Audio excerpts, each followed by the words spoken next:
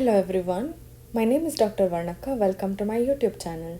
In today's video, we will learn how to practice Parivritta trikonasana.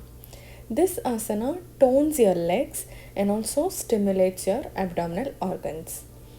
To practice from standing sthiti, separate your legs 3 to 4 feet apart. Inhale and raise your arms up to shoulder level. Exhale and bend down. Keep your left hand near your right foot and stretch your right hand up. Inhale and come back to center. Exhale.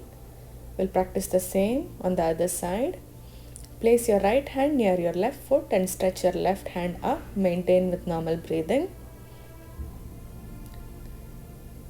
Inhale and come back to the center. Exhale and release your hands and relax.